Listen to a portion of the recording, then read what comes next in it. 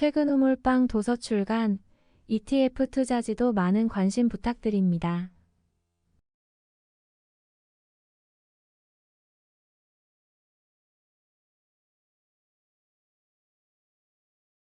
안녕하세요. 퇴근은 몰빵입니다. 오늘 소개하려는 기업은 드림텍입니다. 기업에 드림이라는 이름이 들어가는 게 뭔가 느낌이 좋다는 생각이 드는데 지금부터 드림텍 사업을 찬찬히 한번 뜯어보겠습니다. 먼저 주가 흐름을 보시면 2023년에 크게 상승한 모습을 보여주고 있습니다. 올해 드림텍은 유니캐스트라는 모회사로 두고 있다가 분할과 합병을 거쳐서 별도로 분리되어 나오는 구조로 변경이 되는 작업이 진행이 되고 있습니다.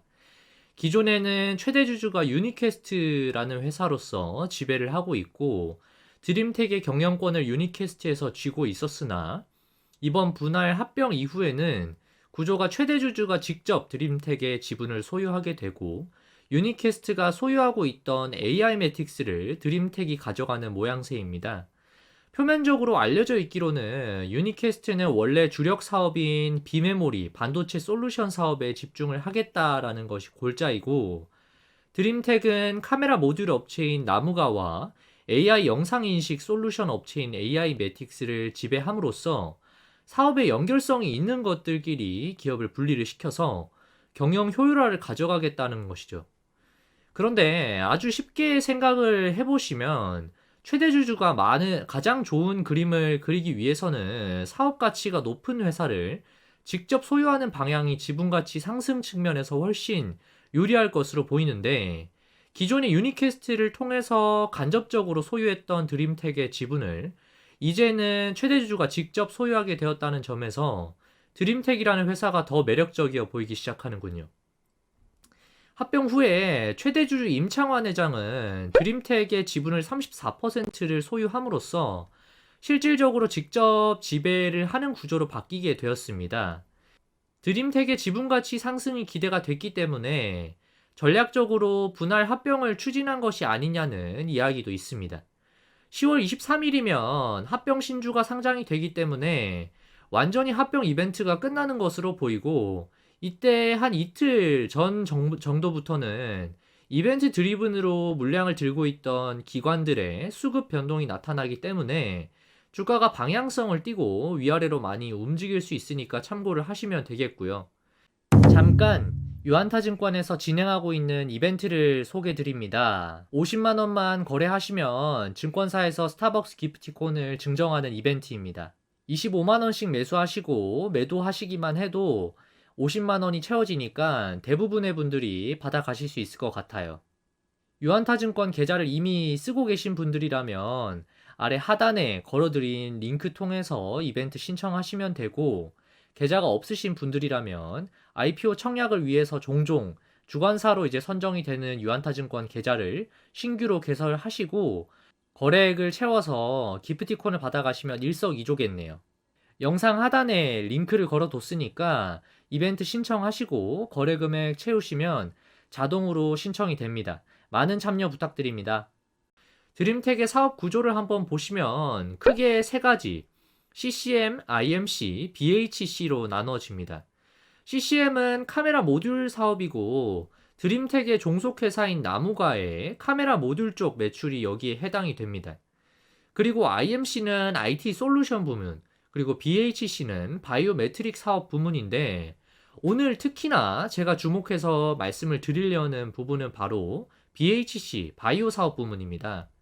바이오라고 해서 신약 개발 뭐 이런 매출은 없고 재무는 어려운 회사를 떠올리시면 안 되고 드림텍이 하고 있는 바이오 사업 부문은 크게 또 지문인식 센서 모듈, 웨어러블 기기용 모듈, 무선 바이오 센서 이렇게 나뉘어집니다.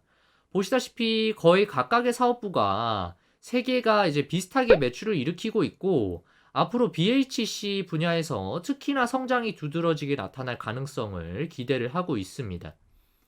현재 BHC 부문은 연간 3천억 전후의 매출을 발생을 시키고 있는데 앞으로 이 분야가 매년 가파른 성장을 보일 것으로 전망이 되고 있습니다. 가장 쉽게 접할 수 있는 형태의 제품이 바로 갤럭시 워치에 들어가는 바이오 센서일 텐데 드림텍의 제품이 삼성전자의 갤럭시 워치로 공급이 되고 있는 상황입니다.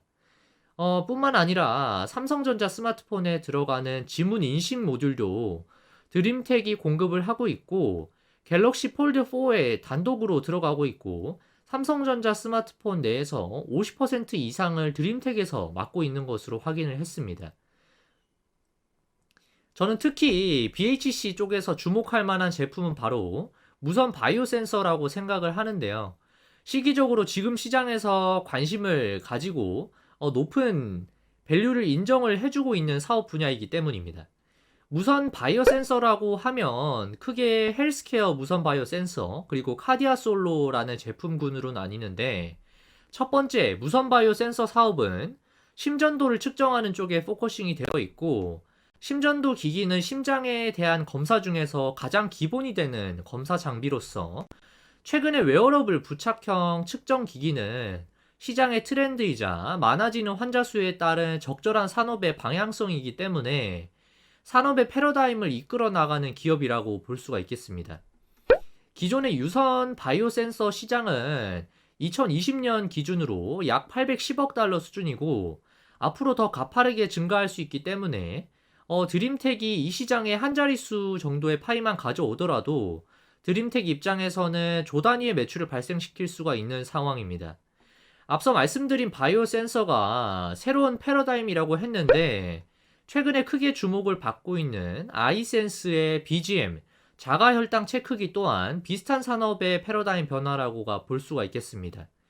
드림텍은 미국 기업인 라이프 시그널과 공동으로 무선 바이오 센서를 개발했으며, 사진에서 보시는 것처럼 신체에 부착을 해서 사용할 수가 있기 때문에 환자들의 이동이 자유롭고, 데이터를 또 병원에서도 즉각적으로 확인할 수가 있기 때문에 환자를 관리하는 측면에서도 더 편리한 장점이 있는 것으로 보이고, 때문에 앞으로 더 늘어날 수밖에 없는 시장을 주도하는 아이템이라고 보여집니다. 현재 라이프 시그널이 양산 가능한 제품은 1AXE 그리고 1AX 두 개의 제품인데, 여기 그림에서 보시는 2A 제품을 개발 중에 있습니다. 2A 제품이 스펙이 더 좋은 차세대 제품이라고 볼 수가 있겠고, 현재 개발 중인 2A 제품은 궁극적으로 체온뿐만 아니고 산소 포화도까지도 다양한 신체 데이터를 확보할 수 있는 중요한 수단이 될 수 있을 것으로 보입니다. 의료기기이다 보니까 해당 제품은 판매를 타겟하는 지역의 식약처 승인이 필요할 수 있다라는 이슈가 있습니다. 보시는 사진은 1AXE 제품이 현재 허가되어 있는 지역을 나타내는 것인데, 꽤 많은 국가에서 이미 사용이 가능한 상황인 것으로 파악이 되고 있습니다. 보시면 미국과 유럽, 뉴질랜드, 싱가폴, 호주, 필리핀, 인도네시아에서 판매가 가능한 것으로 보이고, 1AX 제품은 아직까지 미국, 유럽, 싱가폴, 필리핀 정도에서만 승인을 받은 것으로 확인이 됩니다.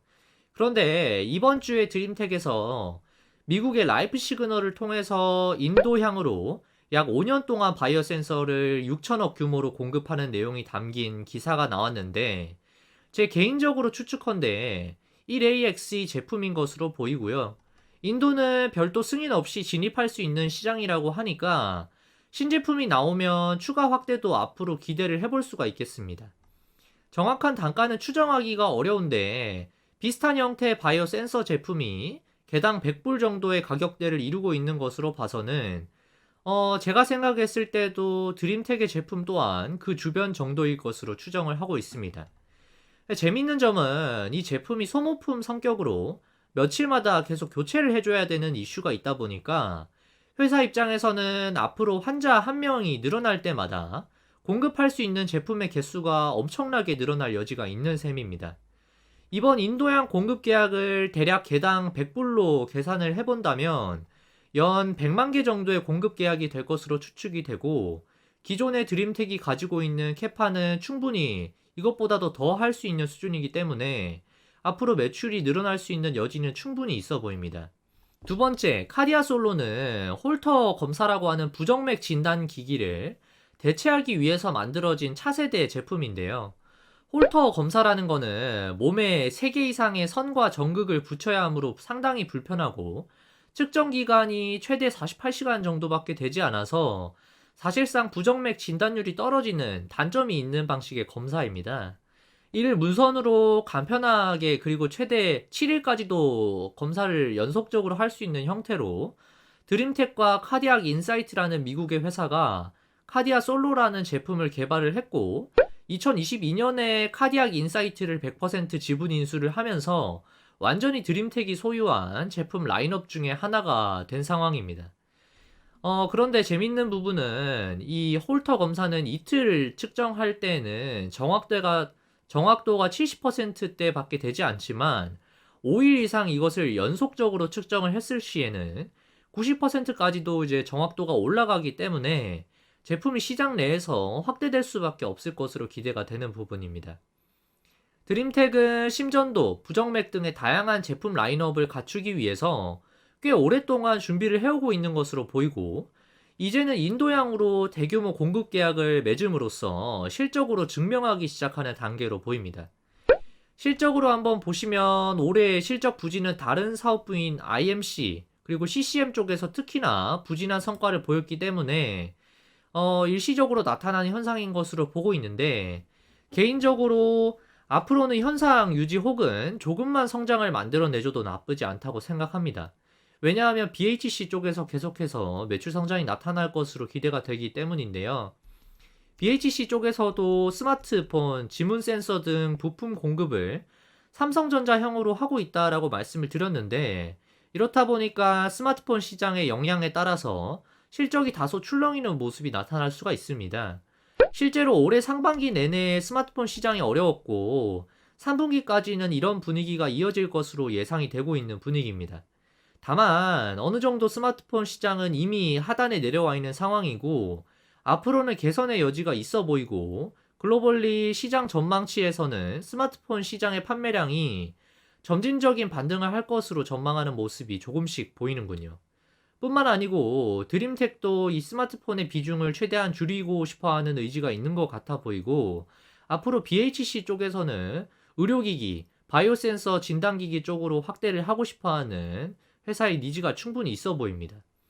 BHC 쪽에서도 의료기기 쪽은 특히나 드림텍의 제품 라인업 중에서도 마진율이 높은 제품인 것으로 파악을 했는데 약 15% 정도 이상의 OP 마진을 타깃하고 있다고 하니까 앞으로 이쪽 매출이 커질수록 이익의 규모도 앞으로 더 커질 수 있을 것으로 기대가 되는 부분입니다. 차트에서 보시는 것은 이제 현재 신한증권에서 추정하는 자료인데 내년 영업이익이 OP 마진 10% 수준까지 확대가 되면서 1200억 수준까지도 영업이익을 바라보고 있는 상황인데 회사의 사이즈가 더 커져도 괜찮지 않을까 생각이 들어서 저는 남은 하반기부터 계속해서 추적을 해보려고 생각을 하고 있습니다. 오늘 제가 준비한 영상은 여기까지입니다. 제 영상이 도움이 되셨다면 구독과 좋아요 부탁드리고 알림 설정까지 해두시면 다음 영상도 놓치지 않고 받아보실 수 있습니다.